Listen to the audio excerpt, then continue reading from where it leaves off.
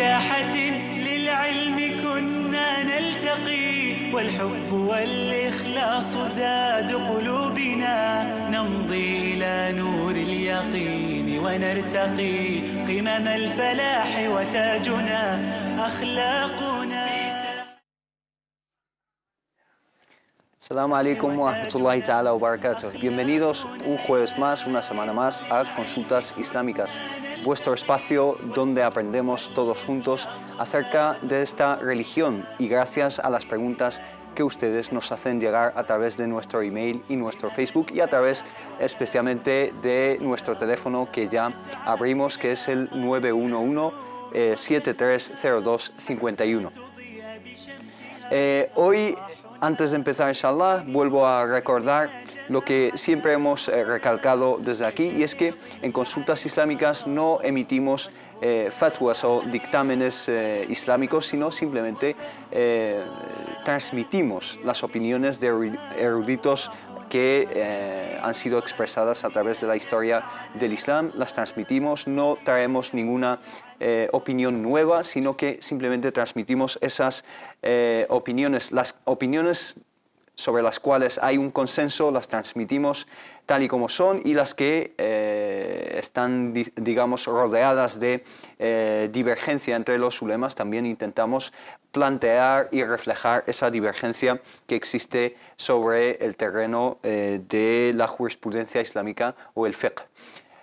Para ello, para dar respuesta a todas sus consultas, me alegro una vez más de tener conmigo dos de los expertos más destacados en materia del fiqh. A mi derecha tengo a mi hermano Mohamed Said Aliles. Salam alaikum. Bienvenidos con nosotros. Y a Tawfiq Shiddadi al-Harraq. Bienvenido con nosotros de nuevo, hermano. Salam alaikum.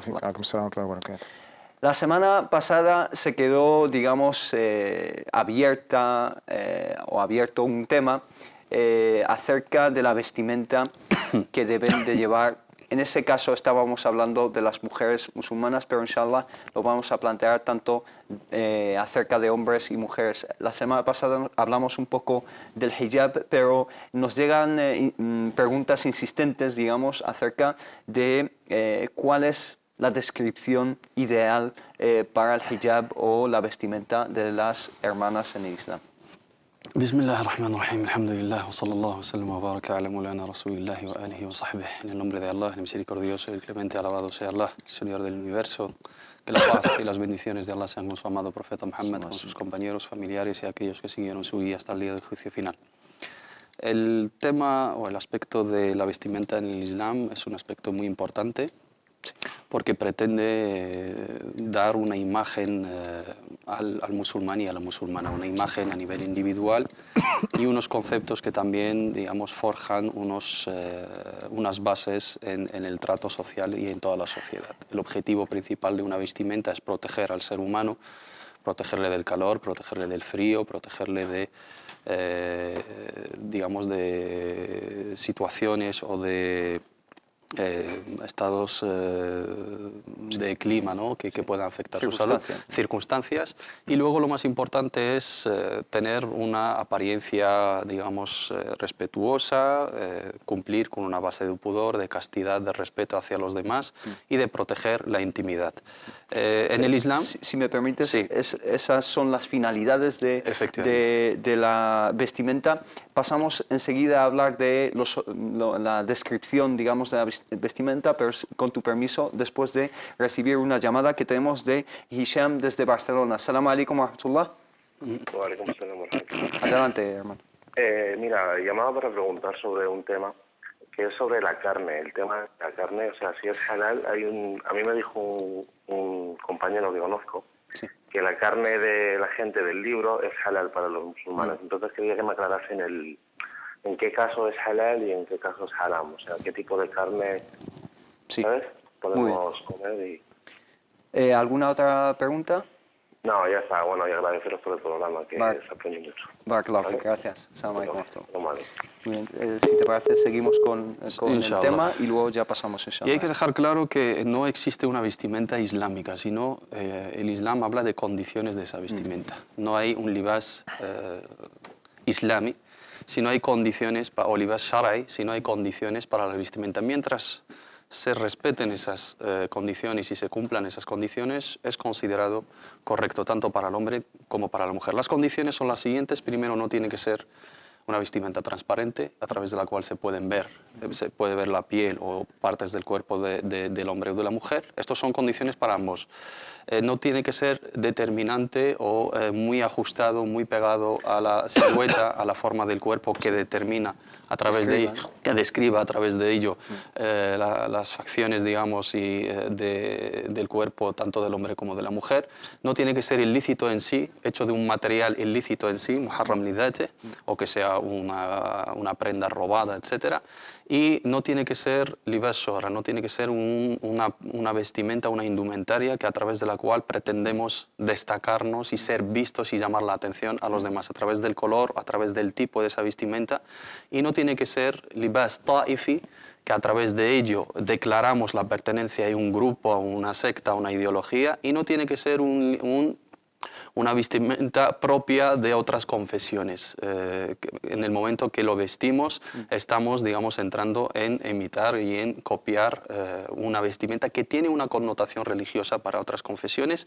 Y finalmente no tiene que ser una vestimenta propia de un sexo, de un género.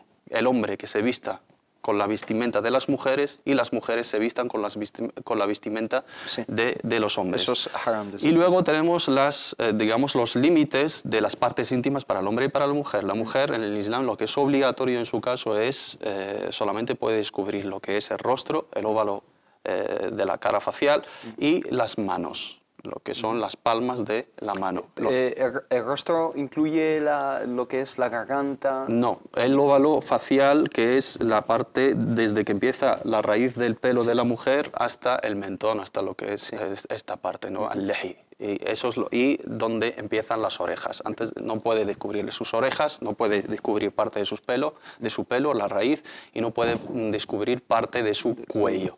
Y solamente las palmas de la mano. En el caso de los hombres, como mínimo, como límite mínimo, es desde el ombligo hasta las rodillas. Eso no quiere decir que el hombre puede salir a la calle con el torso descubierto y con poca ropa, simplemente con un trapo que le tape desde el ombligo.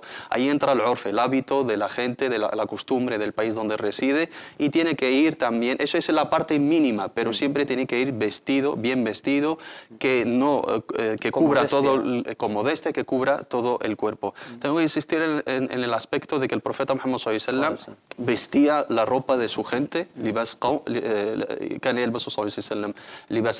vestía todo tipo de ropa. En este caso los árabes. Los árabes, e incluso vistió otras prendas propias de otras culturas cuando lo vio necesario. Entonces, mientras cumplamos con esos requisitos, y lo más importante es decirle a los hermanos que no caigan en libas shohra sin que se den cuenta. Aquella mujer que vive en Europa o vive en un país del Magreb y se viste con la vestimenta de las mujeres de los países de Oriente, cae en esa falta de libas al-shohra. Y lo mismo pasaría con una mujer de los países del Golfo, por ejemplo, si se viste con una chilaba de las marroquíes, sería más vista.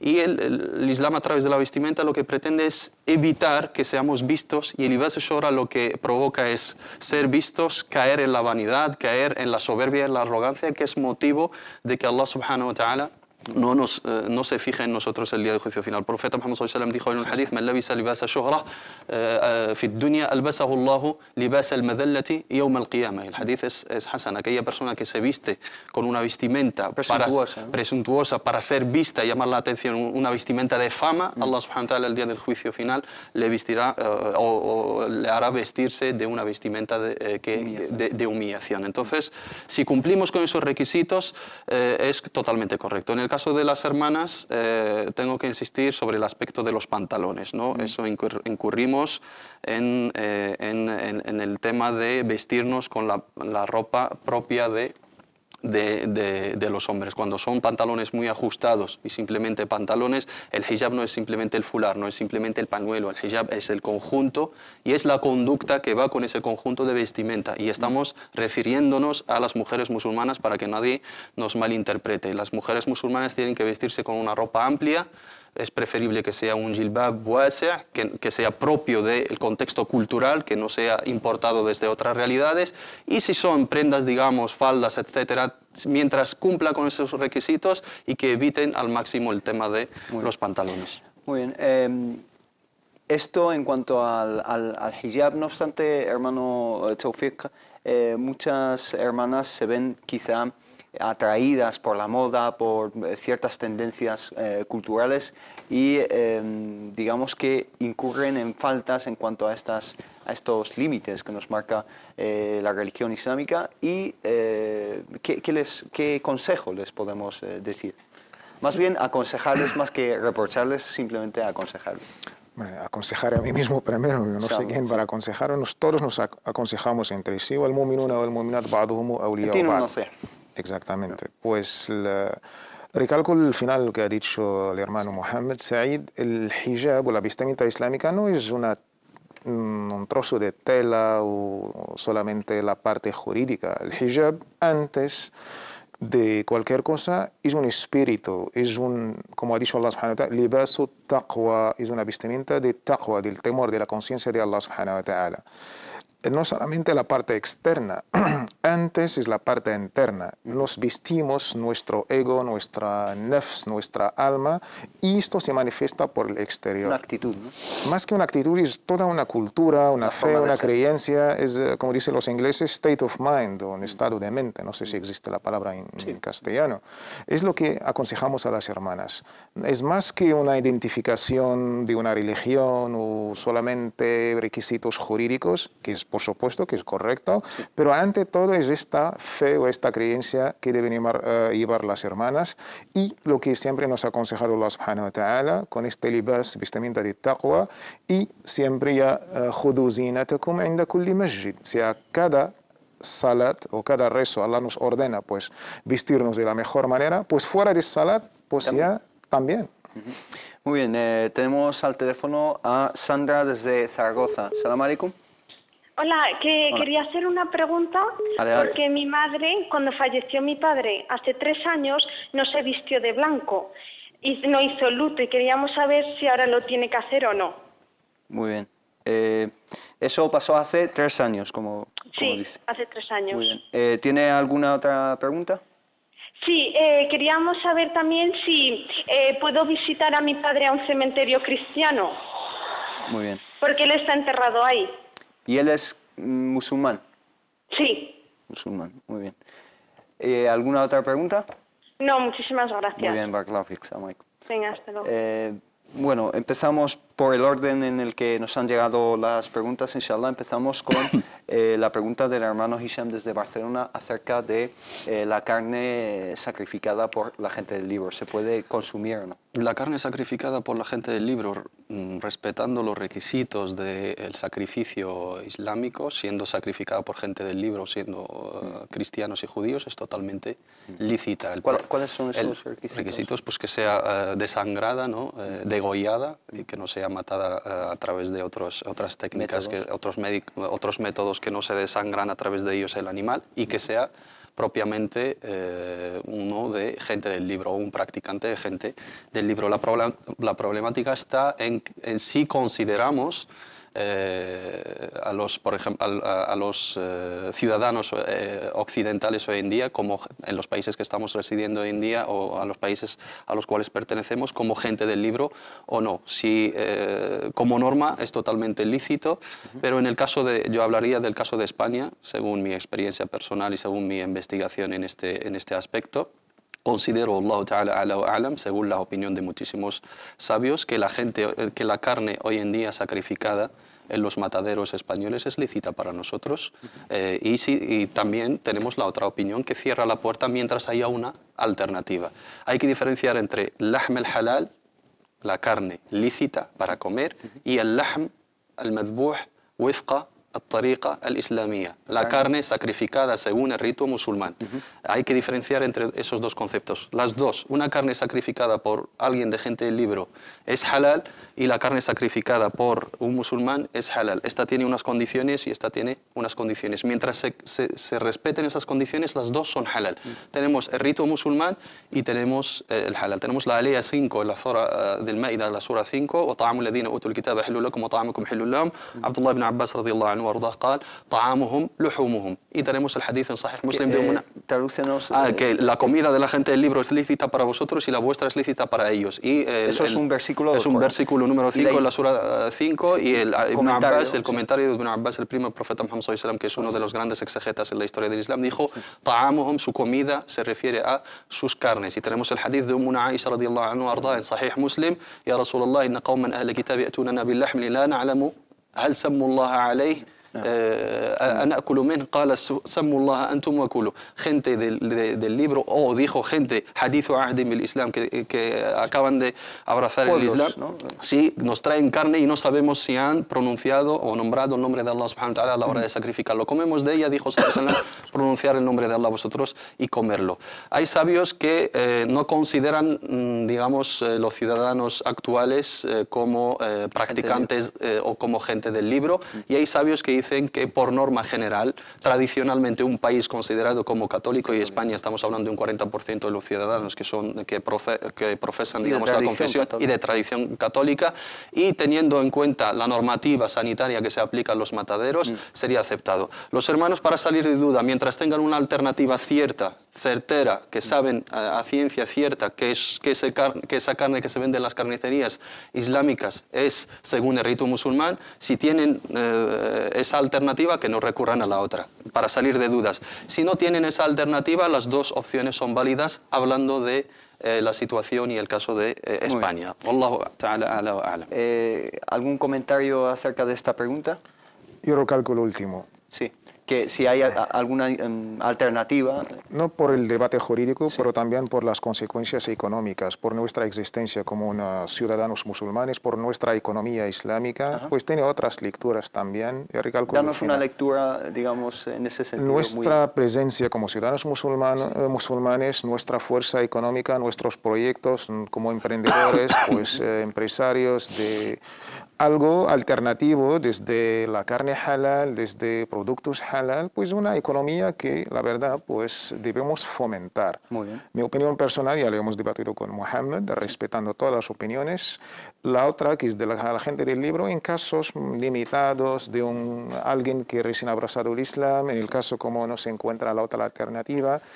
El hamla es un debate bastante rico. Muy bien. También hay gente que vive en zonas que están un poco apartadas de sí, teniendo en cuenta ciudades, también un convenio que se ha firmado entre el Estado y la Comisión Islámica de España, reconociendo pues, la comida halal en los centros docentes, en los cárceles. Y esta normativa debemos también fomentarla. Muy bien. Tenemos al teléfono a la hermana Fátima desde Ceuta. Salam alaikum. Assalamu alaikum. Alaikum salam wa rahmatullah. Disculpa que te hayamos mantenido tanto al teléfono. Adelante, hermano. No pasa nada. Bueno, mi pregunta es que mi marido trabaja en el ejército español. Queríamos saber hasta qué punto sería halal o haram. Muy bien. ¿Trabajaba antes o sigue trabajando hoy en día? Sigue trabajando. Sigue trabajando. Muy bien. ¿Alguna otra duda que tiene? No, muchas gracias. Vale, barakallahu fik. Salam alaikum. Muy bien. La segunda pregunta que nos llegaba desde Zaragoza, y es de la hermana Sandra, que nos dice que su padre falleció, que Allah subhanahu wa ta'ala lo tenga en su misericordia, hace 3 años, y que su madre no, según ella, no se vistió de blanco y no tuvo ningún ritual, digamos, de luto, que se debe mantener o permanecer en luto hoy en día, en la actualidad. Pues primero debo dar las gracias a esta hermana, que la verdad, pues un asunto que, pues en este caso, trata un asunto de su padre, y ella también se preocupa. Por esto es del buen trato que Allah nos ha aconsejado, pues bien tratar a nuestros padres, vivos y muertos, por supuesto. Son 2 temas. Una que es la idda, en este caso se refiere a su madre, que es la la viuda en este caso. En el caso de la viudez, pues una mujer que ha muerto su marido, pues debe pues, estar en iddah en un tiempo pues, de unos 130 días, 4 meses y 10 días. En este caso, pues no debe pues, ponerse lo que conocemos como el maquillaje, no debe salir de su casa salvo por una razón lógica, del trabajo, algo que es lógico, por supuesto. Muy bien. Y algo de una vestimenta especial para mostrar luto, pues islámicamente no existe. Un color mucho menos. Exacto. El luto está en el corazón, en el espíritu. Acompañamos a alguien. Un sentido de solemnidad, digamos. Exactamente, ¿no? Es que esto podríamos incluso hasta rechazarlo. Un color, tener unas creencias en negro y el blanco, son cosas de otras culturas. Un poco supersticioso. Podemos caer en esto, ahí donde está el peligro. Pues el luto es un tiempo y se marcan estas pautas que he mencionado antes. Sí. Y pues pedir el perdón de Allah subhanahu wa ta'ala, mucho dua y hacer obras de caridad para este difunto. No obstante, que Allah lo coja en su misericordia. ¿Tiene que hacerlo hoy en No, día? si no lo ha hecho en su momento, el hayyu abqa min al-mayyit, como decimos. La vida sigue y tiene que desarrollar su vida. La cuestión de los colores es una cuestión cultural. Sí. De hecho, en algunos países es mal visto el blanco y en otros es mal visto el negro. Y es una cuestión de cultura, digamos, de los países del Magreb y no tiene nada que ver con ningún fundamento religioso. Es lo que ha mencionado el hermano Tawfiq. Muy bien. En cuanto a la segunda pregunta que nos plantea, y es si puede, digamos, visitar a su padre difunto en un cementerio cristiano. Dice que su padre es musulmán, que ha sido enterrado en un cementerio cristiano, si puede ir a visitarla ahí. Debe, no es que se puede, debe visitarlo. Eso es el buen trato, que derechos del padre sobre su hija en este caso. Debe visitarlo dentro de su capacidad y su tiempo, por supuesto, pidiendo dua para su padre y haciendo pues las obras de caridad que ella pueda. Que sea islámico o no sea islámico no tiene nada que ver. El muerto ya ha muerto y lo importante es el dua y las obras de caridad que se hace por él. Muy bien. Vamos a pasar a una pregunta que tenemos por Facebook.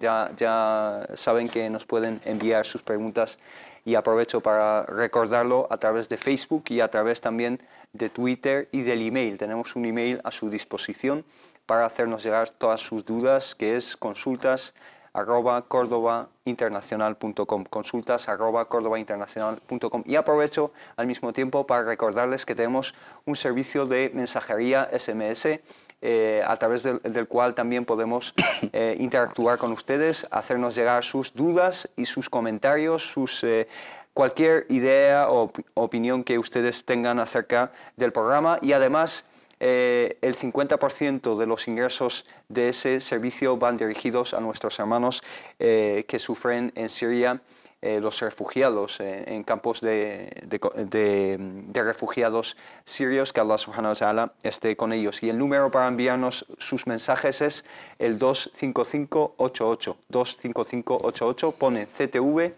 y espacio seguido de su mensaje. Este mensaje nos dice que una madre está sufriendo con su hija, digamos que está llevando a cabo un estilo de vida totalmente contrario al Islam, que su madre no logra convencerla de oír lo que tiene que decir. Su padre pasa mucho tiempo fuera de casa.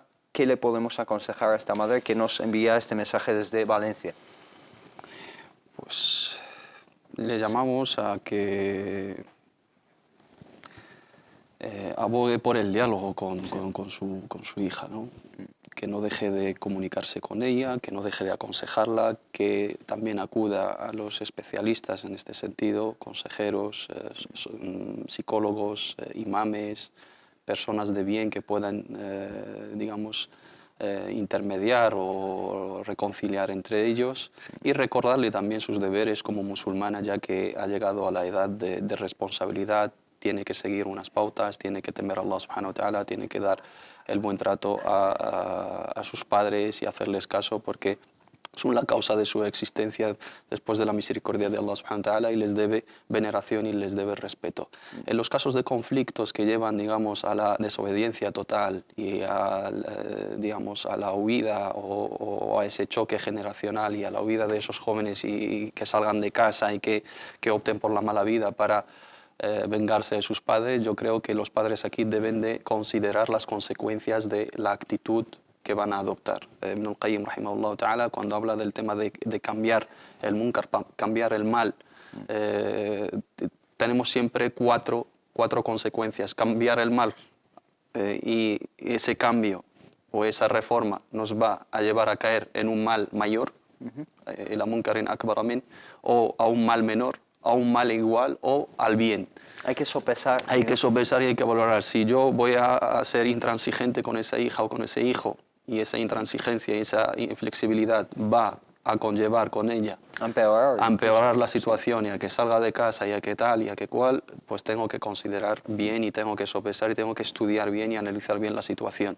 Siempre hay que optar por el diálogo, siempre hay que optar por la comunicación, optar por la moderación y acudir a los especialistas en este caso para pedir ayuda, inshallah ta'ala, y pedir mucho a Allah, hacer mucho dua y que los padres que asuman su responsabilidad, que tengan esto como referencia, que no esperen hasta que pasen los problemas, tienen que actuar antes, tienen que dedicarle tiempo a sus hijos cuando son menores, cuando necesitan la educación, cuando necesitan ese amor y ese afecto, no cuando ya llegan a la edad de adultos y luego ahí ya llorar las penas, ¿no?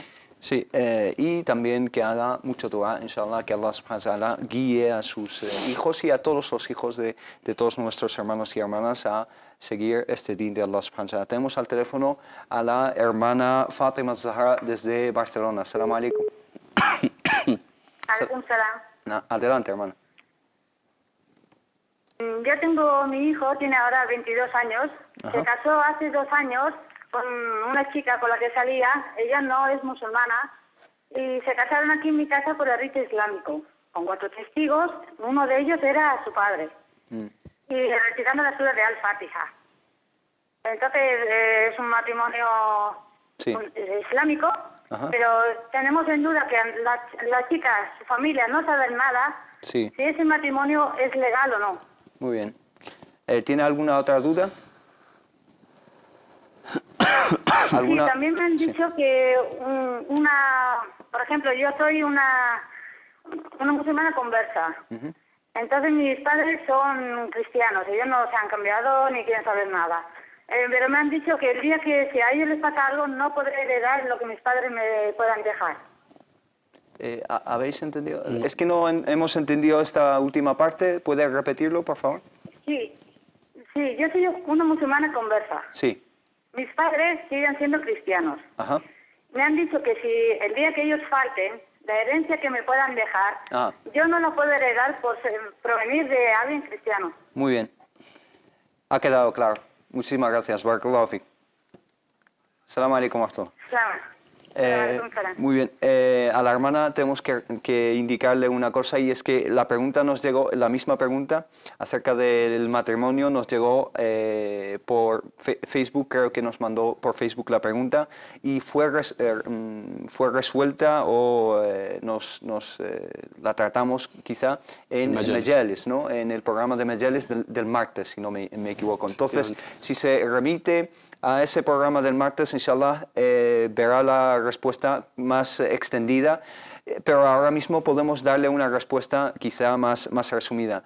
El programa de Majalis, además de todos los programas del canal, se suben a Facebook, a YouTube y puede verlo con muchísima facilidad. No obstante, podemos darle quizá una respuesta muy resumida. Sí, tal y como describe la situación la hermana, es una acta matrimonial inválida islámicamente hablando. Es un aqd batil y fasid por muchísimas razones que hemos mencionado el otro día. Primero, no hay la aprobación familiar de la mujer, no está registrado legalmente esta acta matrimonial, y también hay que ver si es una persona es no musulmana la chica, pero hay que ver si es de gente del libro o no es de gente del libro, porque Allah subhanahu punto faltan ahí muchísimos hermanos, ¿no? Los musulmanes tenemos permitidos tenemos permitido casarnos con las mujeres de gente del libro. Tiene que ser cristiana o judía. محصنات والمحصنات من الذين أوتوا الكتاب والمحصنات من المؤمنات والمحصنات من الذين أوتوا الكتاب والمحصنة afifa, una persona practicante, una persona que cumple con los preceptos de su religión, con la castidad, con el pudor y con el respeto. Prácticamente, como dijo y muy bien dicho el hermano Hussein en el programa de ayer, prácticamente tiene que ser una monja, aunque las monjas no tienen que casarse, ¿no? Entonces, primero hay que ver esta condición. Y antes de recurrir a casarse con una no musulmana, judía o cristiana, hay que ver si también tenemos la alternativa de las hermanas musulmanas. Si dejamos a las hermanas musulmanas y optamos por casarnos con la gente del libro, ¿quién se va a casar con esas hermanas musulmanas? Por eso tenemos muchísimos problemas sociales, muchísimas mujeres en edad de casarse sin tener maridos, etc. Y eso lo sufrimos en nuestras familias. Hay que corregir ese concepto. Y luego las condiciones del matrimonio. Una vez que sea una persona apta para contraer matrimonio con ella, hay que ver las condiciones, que son la aceptación, el hijab, el qabul, la aceptación y el consentimiento entre las dos partes, los testigos preferiblemente musulmanes, el tutor, la aceptación de la familia de la mujer, y aunque siendo no musulmana no puede ser su tutor un musulmán, y eso es una de las faltas que cometen muchísimos hermanos. Tiene que ser alguien de su familia, y si no está alguien de su familia tiene que ser un líder religioso de su religión, y en el caso de que no exista tiene que ser el qadi musulmán, el juez musulmán de la familia que adopte mientras sea adulta y quiera casarse con la aceptación de su familia. Si su familia no lo sabe, ¿dónde está el derecho de su familia a saber qué hace? Yo le preguntaría a la hermana y al padre, a la madre y al padre de ese chico musulmán que se ha casado, ¿les gustaría que esto pasara con su hija? Que su hija se case con un chico sin que ellos lo supieran, clandestinamente, celebrando un matrimonio, no es islámico, es un matrimonio clandestino, recitando Surat al-Fatiha. Y si hay hijos y esa niña se va, si ese niño también la deja embarazada y reniega de ella, ¿dónde están los derechos? ¿Dónde está el registro de ese matrimonio? Debemos de reflexionar mucho sobre estos aspectos.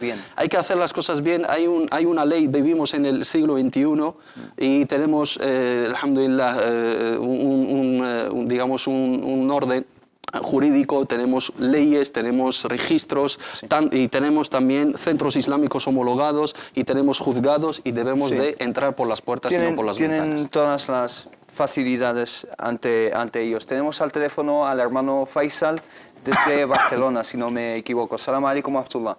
Salam wa rahmatullah. Mira, quería dar una pregunta.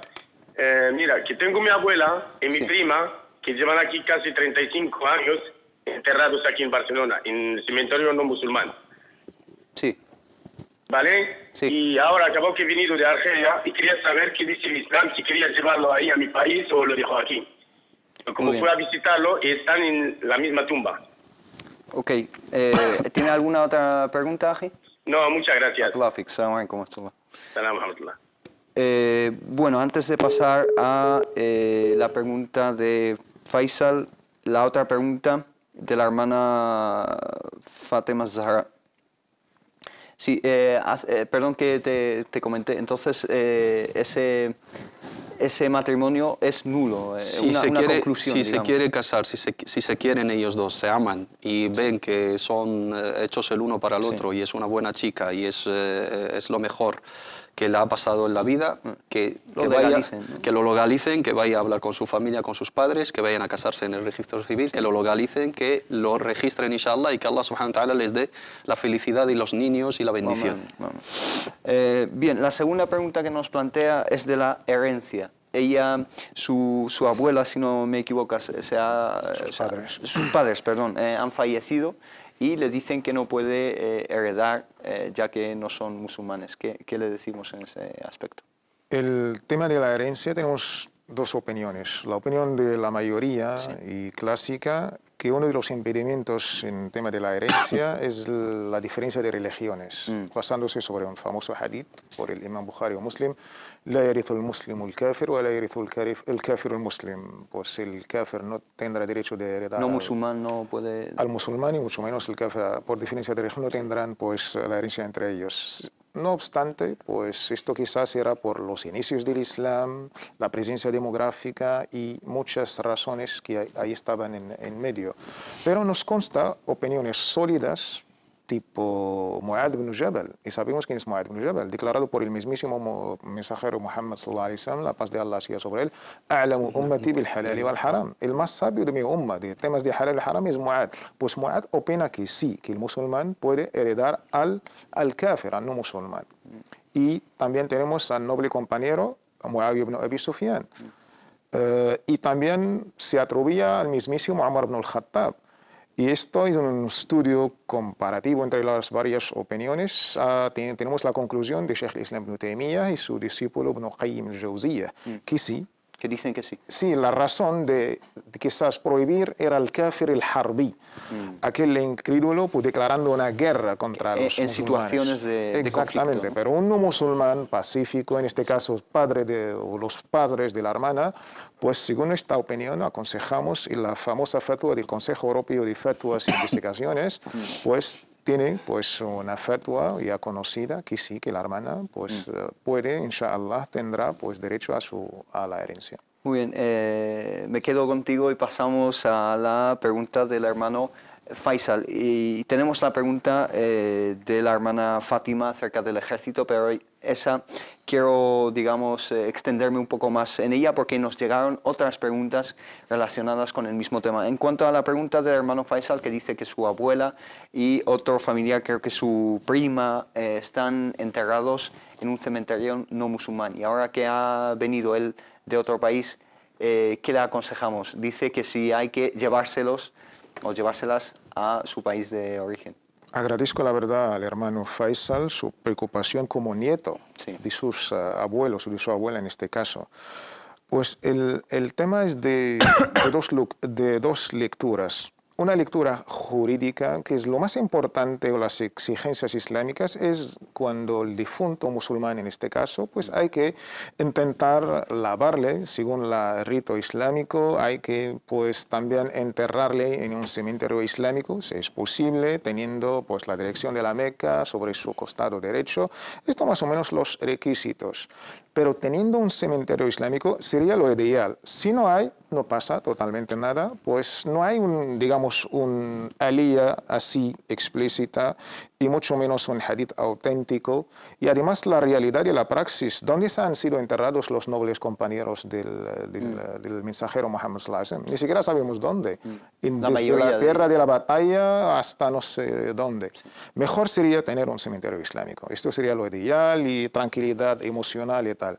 La otra lectura es lo importante para el difunto. ¿Cuál es? ¿Qué espera un difunto? Sus obras. Pero de nosotros, como quizás sus hijos, el dua. El dua, pues yo creo que todos estamos de acuerdo que no tiene ni límite pues, geográfico y mucho menos. Desde luego. Entonces, lo importante en este caso, karamatul mayyiti dafnuh, pues el mejor homenaje que podemos rendir a nuestros difuntos, queridos padres o abuelos, es enterrarlo. En un cementerio islámico sería lo ideal. En este caso no hay cementerio islámico y en la época, no sé en qué año murió, los abuelos de hermano Faisal, aunque ahora aconsejo al hermano Faisal, ya tenemos cementerio islámico en Barcelona, el cementerio de Collserola. Hacía más de una década, no sé en qué año murieron, pues aconsejamos a los hermanos siempre en el sitio donde se encuentran que pregunten. Exacto. Hay cementerios de la época franquista y hay cementerios que son nuevos. Pues si no, no pasa totalmente nada y mucho menos pues desenterrar al difunto y llevarlo a otro país. Esto la verdad es muy complicado, no lo aconsejamos para nadie. No se puede. Financieramente, etc. El islámico es enterrarlo donde ha muerto. Pues cambiar necesita pues permisos, no solamente de la sanidad y el ministerio, no, hasta de un fatwa especial. Muy bien, entonces le aconsejamos que simplemente que se queden donde están y que los visite y haga dua por ellos, como si estuviesen en un cementerio musulmán con toda normalidad. Hay una fatwa también que lo puede aconsejar el hermano del Consejo Europeo de Fatwa e Investigación. También Fatwa 36, que en su página web lo puede consultar. Barakallahu fik. Hermano Mohamed, tenemos la pregunta de la hermana Fátima desde Ceuta pendiente. Que dice que su marido trabaja en el ejército español, que si es lícito o no es lícito. Y tengo otra pregunta que la leo, que nos llega a través de Facebook. Y es de una hermana que creo que se llama Dunia. Dice, Salam alaikum, mi pregunta es ¿qué parte de mi familia son militares y llevan en el uniforme una pequeña cruz en el uniforme con Jesús colgado en la cruz, y quisiera saber si cuando están de servicio pueden rezar con el uniforme que llevan, si pueden rezar con ese uniforme que lleva la cruz. Sí. Es una pregunta que hay que tratar desde varios aspectos, ¿no? El aspecto legal, el ordenamiento jurídico español, sí, que es lo que dice la ley en este aspecto. La ley dice, pues todos los españoles, independientemente de su raza, independientemente de su origen, independientemente de su confesión, pueden ingresar a formar parte del ejército español, sean militares, profesionales o no, ¿no? Y también hay que tener en cuenta que como confesión musulmana tenemos, alhamdulillah, un acuerdo de cooperación firmado en el año 1992, ¿no? Donde hay un artículo específico que regula, el artículo 8 creo que es. El 7. 7 o 8, no me acuerdo perfectamente, que regula, digamos, el aspecto de los soldados musulmanes dentro del ejército español y reconoce sus derechos a tener la asistencia religiosa, que participen en actividades y ritos musulmanes, siempre con una previa autorización de sus jefes y siempre que sea compatible también con el servicio, no siempre que lo precise el servicio, y hablan de la comida, hablan, etcétera. El aspecto de la cruz yo creo que entraría en el marco del acuerdo de cooperación. Los soldados musulmanes deben de informarse si ese acuerdo contempla y estipula y cubre ese aspecto, ya que es un símbolo religioso contrario a sus confesiones y no sé si tendría alguna salida legal, ahí no entraremos, pero pertenecer, siendo ciudadanos, porque los hermanos de Ceuta y Melilla, incluso los descendientes de padres emigrantes o autóctonos, conversos, etcétera, forman parte de este país y tienen la obligación como musulmanes de defender este país ante cualquier opresión, ante cualquier ataque, ante cualquier hostilidad. Y, alhamdulillah, la integración de los musulmanes, los soldados musulmanes en los servicios militares es una integración, digamos, una pertenencia ejemplar hasta el momento, que debe de ser incluso ejemplo a seguir en los otros estamentos de la sociedad. Debemos de coger ese ejemplo de los soldados musulmanes en el ejército español para extrapolarlo en otros sectores y que existan musulmanes en la policía, en la Guardia Civil, en la Policía Nacional, local y en todos los aspectos de la administración. Hay aquí la base es lícita, ¿no? Participar como ciudadanos que somos de este país, debemos de participar en todos los sectores de la sociedad, y uno de ellos, que es muy noble, es la defensa de todo un país.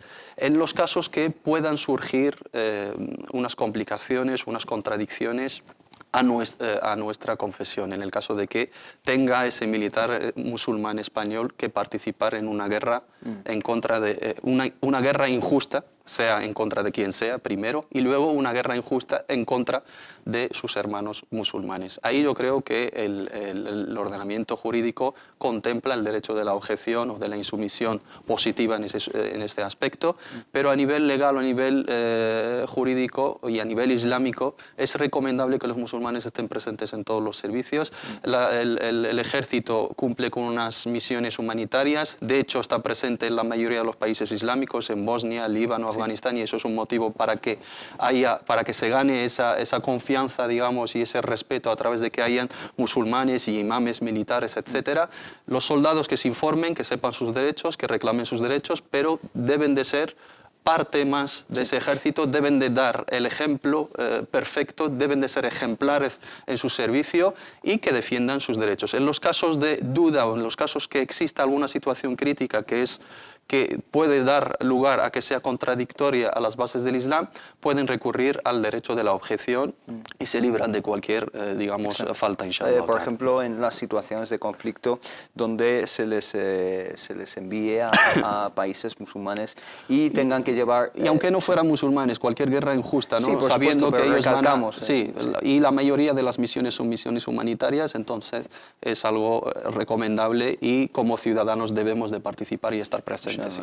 Tenemos al teléfono al hermano Mohammed desde Asturias. Assalamu alaikum. Alaikum salam. Adelante. Yo tengo 3 preguntas, por favor. Adelante. La primera es que, bueno, yo soy musulmán y sé que el Islam no nos permite estar en un sitio donde se bebe alcohol o se vende alcohol.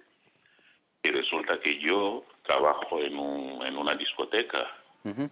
Y es un sitio donde se vende alcohol y se bebe alcohol. Sí. Y la segunda pregunta es, yo tengo un amigo español que murió hace poco, que no era musulmán. Sí. Y yo fui al entierro y entré incluso en la iglesia. Ajá. No por religión, pero es porque entré. La verdad es que no tengo una explicación clara. O sea, usted entró en la iglesia para expresar su respeto a su difunto amigo, ¿no? Sí. Ajá. ¿Y la tercera pregunta? Y luego entré también, o sea, cuando fuimos al entierro, entré en el cementerio y todo. Y la tercera pregunta es la confusión que tengo entre Salatul Fajr y Salatul Subh. Muy bien. Porque es una confusión que algunos me han dado otras explicaciones, pero yo creo que si me lo puedes aclarar un poquitín. Muy bien. Pues nada, Barakallahu Fik. Inshallah recibirá las respuestas. Wa alaikum salam wa rahmatullah. Muy bien, entonces vamos, antes de pasar con las preguntas del hermano Mohammed desde Asturias, primero decir que el Estado español es un Estado aconfesional, entonces hay una contradicción quizá ahí con llevar en el uniforme símbolos religiosos. Sí, pero son aspectos legales que deben de contemplar, digamos, a través de las vías legales. Ahí nosotros como especialistas o como estudiosos en el fiqh no nos atañe en ese aspecto. Muy bien. Y luego está otra pregunta que es acerca de muchos musulmanes que participaron en algunas guerras como la Segunda Guerra Mundial, incluso la Primera Guerra Mundial, los musulmanes que participaron en la Guerra Civil Española, etcétera, y que muchos de ellos cayeron víctimas mortales de esas guerras. Una hermana nos pregunta qué pasa con esas personas. Nos dice, me pregunto si estos soldados tenían motivos para luchar en estas guerras en Francia o en España también durante la guerra civil. ¿Es correcto desde la Sharia? ¿El Islam permite a los musulmanes participar en estas guerras ajenas a su tierra? Nos dice. Yo creo que la pregunta, pues, debemos ponerla en su marco correcto. Hay un tema que siempre aconsejamos a los hermanos y las hermanas, pues tener una metodología a la hora de tratar estos temas. Algo que es la aqida, temas que tratan las creencias islámicas, tienen una metodología propia. Y otra cosa que es siyasa shar'iyya. Hablamos de términos de política, siempre respetando pues, un marco jurídico islámico. Tiene otra metodología. Cuando hablamos de términos de política, respetando pues, nuestra sharia islámica, nuestros sabios lo han puesto como principio pues, al-maslaha o al-mafsada, pues el beneficio que trae y el daño que podemos evitar. Incluso llegaron por unanimidad todos los sabios, desde el Umar ibn al-Khattab, el Imam Malik, el Imam Shafi'i, el Imam al-Haramain, el Imam al-Ghazali, el Izz ibn Abd al-Salam, el Qarafi, el Shatibi, ibn Taymiyyah, ibn al-Qayyim, hasta los que Sharia en sí misma es para pues, realizar beneficios para nosotros en esta vida pues, pasajera y también nuestros beneficios en la otra vida verdadera. Y la política en este caso es una rama muy importante. Hasta el Imam Ibn Aqil al-Hanbali dijo que la política en Islam es todo aquel que te acerca los beneficios, te aleja de los prejuicios, aunque no hay ningún texto coránico y mucho menos un hadith del profeta. Y esto Ibn Aqil ha sido quizás muy consciente a la hora de entender muy bien lo que es la política islámica. Cuando hablamos de términos políticos, siguiendo nuestra sharia islámica, hay que hablar y debatir el tema del beneficio, el daño y la maldad. Muy bien. Esto es importante para hablar de estos temas. Y además son gente que ha caído hace muchas décadas y que Allah subhanahu wa ta'ala... Partimos siempre desde la base y el concepto de la justicia absoluta de Allah subhanahu wa ta'ala. Lo que Allah subhanahu wa ta'ala decida no nos... Exacto, y aparte a los hermanos, la verdad, ¿qué ganamos en preguntas de este tipo? Preguntar algo que ha pasado, en vez de estos hermanos se preocupan por quizás pedir al Estado español una indemnización por las bombas químicas y por estas cosas que pasaron ahí en el norte de Marruecos, y creo que esto hablar de algo que ha pasado, pues el Islam pues a mí no me pregunta sobre algo que ha pasado y debemos quizás aprender mucho mejor nuestra Sharia islámica. Inshallah, sí.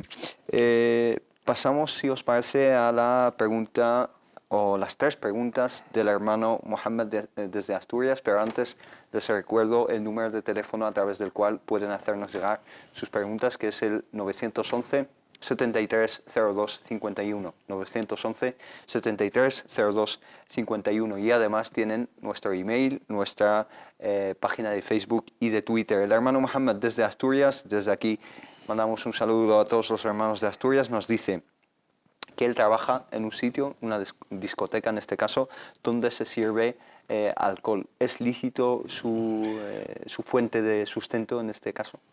Bueno, el trabajo en una discoteca no sería prohibido simplemente por la venta del alcohol, sino por todo lo que representa de lujuria y otras cosas, ¿no?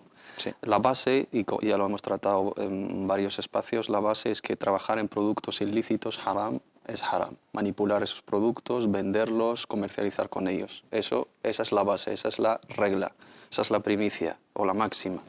Pero en los casos de excepción, casos de extrema necesidad, aquellas personas que no tienen recursos económicos y no tienen una alternativa de trabajo, sobre todo en una coyuntura o una situación de crisis económica parecida a la actual, y si están manteniendo una familia y tienen una carga familiar y tienen unas responsabilidades, si no tienen otra alternativa ocasionalmente y provisionalmente, pueden recurrir a ese tipo de trabajos ilícitos mientras ellos están haciendo un gran esfuerzo para buscando activamente otras alternativas y pidiendo a Allah subhanahu wa ta'ala que les facilite un sustento lícito, pero que sea una base cómodamente, digamos, adoptada por el hermano, por cualquier hermano, sea discoteca o sea bar o sea restaurante, mientras se manipule y mientras sean productos ilícitos para nosotros los musulmanes, no puede ser su fuente de sustento. Sí, además en una discoteca pues el ambiente no es el más adecuado para un musulmán. Sí. Supongamos que hay un hermano o una hermana que esté trabajando en la limpieza de esa discoteca, es decir, viene por la mañana ya, no hay ningún tipo de ambiente de ese tipo, solo viene a limpiar ese recinto. Sería un grado menor, pero no deja de tener algo de duda, ¿no? Sí. Shubha siempre va a formar parte de esta situación, pero sería, digamos, una situación un poco diferente a trabajar directamente en esas actividades. Sí, tiene un grado, digamos, de una situación menos grave que la otra. Y entonces le animamos a nuestro hermano Mohammed a que busque otra fuente de sustento y que Allah subhanahu wa ta'ala le facilite todos sus asuntos, inshallah. Tenemos al teléfono a la hermana Karima desde Ceuta. Assalamu alaikum wa rahmatullah. Assalamu alaikum, hermana Karima desde Ceuta. Bueno, que nos llame de nuevo, quizá se ha caído esa llamada, entonces nos mantenemos a su espera, inshallah.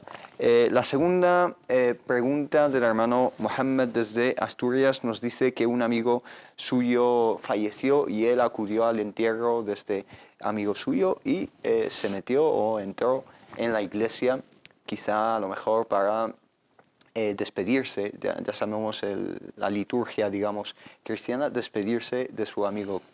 ¿Ha incurrido en algo ilícito en este caso? No, al contrario, pues la verdad, felicitamos al hermano por este ejemplo del buen musulmán ciudadano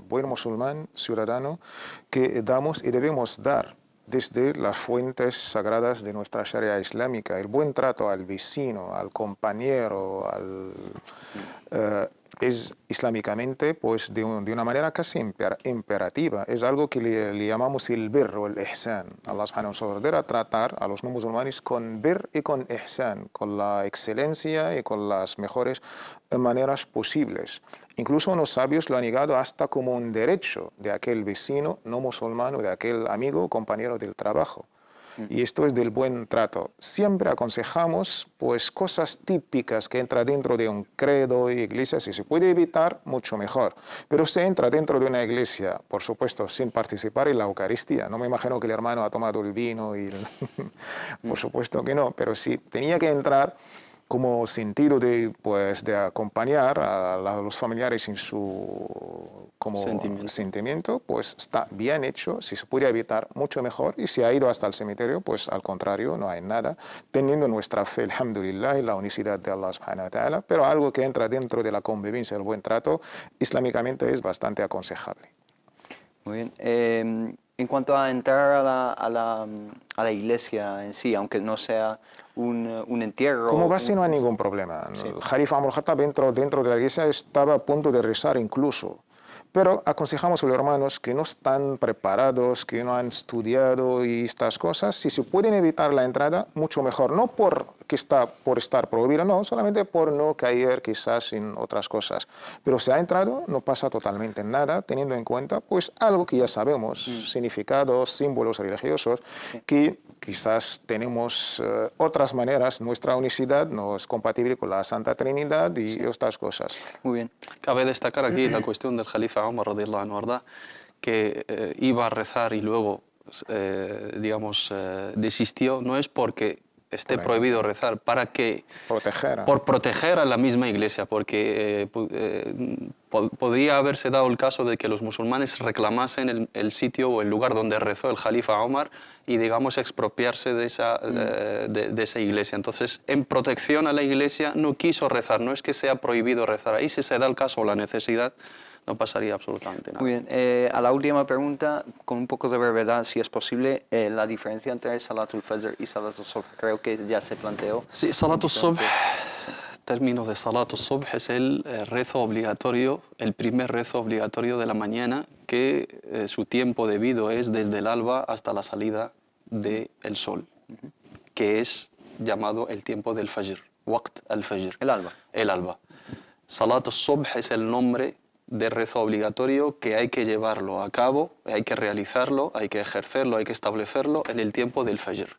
Y ese rezo obligatorio tiene junto a él una sunna, un rezo recomendable que son sunnat al-Fajr, dos rak'at sunna que hacía el profeta Muhammad sallallahu alaihi wasallam de manera constante, y luego rezo obligatorio que es al-Fard, que es uno de los 5 rezos obligatorios diariamente, que es Salat al-Subh. No significa que Salat al-Fajr hay que llevarla a cabo en el Fajr y Salat al-Subh una vez que sale el Subh, que es la luz del día. No. Los dos rezos, tanto el sunna como el obligatorio, se llevan en el tiempo del alba. Uno se llama sunnat al-Fajr y el otro se llama Salat al-Subh o Salat al-Fajr. Man salla al-Fajr fi jama'a, man salla al-Subha fi jama'a, es lo mismo. Es el rezo obligatorio. Son términos intercambiables, pero realmente Salat al-Subh es el fard, la oración obligatoria, mientras que la sunna del Fajr es una oración voluntaria que se lleva a cabo antes de Salat al-Subh. Y la franja de tiempo en la que ambas oraciones se llevan a cabo recibe el mismo nombre que la oración de sunna, que es el Fajr. Que no es otra, que es el alba hasta la salida del sol. Exacto, desde el alba hasta la salida del sol. Tenemos una pregunta que nos llega por Facebook y nos dice acerca de la permisibilidad, una pregunta del hermano Jamaluddin. Nos dice, ¿es permisible hacer el salat y el ayuno de Ramadán para la mujer musulmana en estado de menstruación? Claro que no. En el estado de menstruación tenemos la unidad de toda la umma, no solamente los sunitas, por unanimidad, por el hadith del profeta Muhammad sallallahu alaihi wasallam, como permiso para las mujeres, algo quizás nosotros los hombres debemos envidiar a las mujeres, porque no tienen un... Sí. Pues cada mes tienen un tiempo que no rezan y tampoco pueden cumplir con el ayuno. Solamente el ayuno debe recompensar, pero salat no. Esto es un regalo, un permiso que disfrutan las mujeres, pero los hombres, los pobres hombres, nosotros no disfrutamos. Esto es por unanimidad, por algo que es obvio, algo lo que se llama el ma'lum min ad-din bid-darura, y ya es archiconocido en nuestra región islámica. Muy bien, y la persona que se empeña o insiste en que es lícito, realmente ignora lo más básico de la religión. Esto es bastante peligroso. Alguien que quizás intenta pues cambiar esto, que la mujer musulmana teniendo su menstruación, que es algo totalmente natural, sí, No hay que... Un ciclo natural. Exactamente. Sí. El ser humano, en este caso el masculino, pues hace sus necesidades, orina, sí. Las mujeres lo mismo. También. Ni pura, ni mucho menos. Esto también tenemos que hacer crítica a ciertas culturas que tenemos en nuestros países de origen. Sí. Pues alguien que contradice esto o que piense que la mujer menstruada puede ayunar y puede rezar, está cayendo en algo gravísimo, bastante peligroso, incluso con sabiendas y teniendo todas las explicaciones y refutando todas las sospechas, puede incluso llegar a caer en la incredulidad. Y una última pregunta que te planteo, hermano Mohammed. Una persona que dice que el Corán, el Mus'haf, lo que es el Corán físico, realmente es un texto cualquiera, un libro cualquiera, y que no tiene una sacralidad en sí. La sacralidad es solo del mensaje.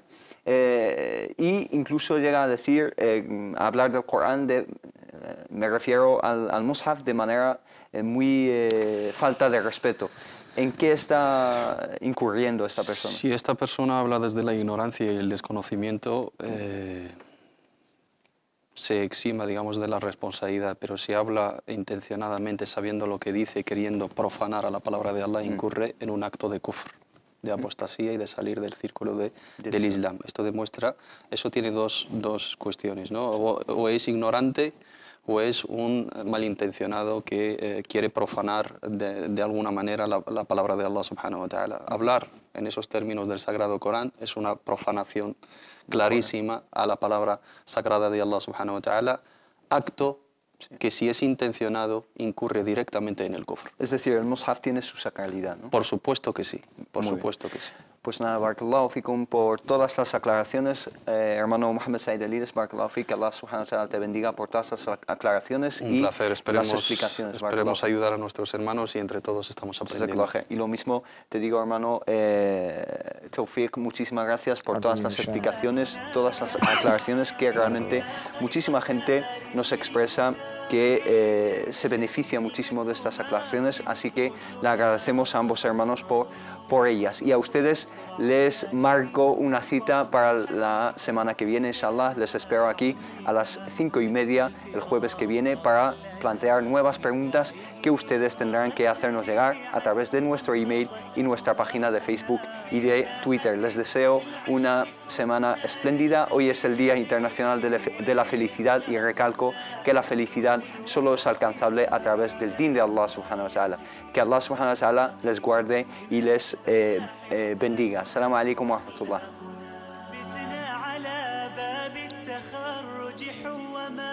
في عام 2009 عامنا نهديك يا أمي رحيق تفوق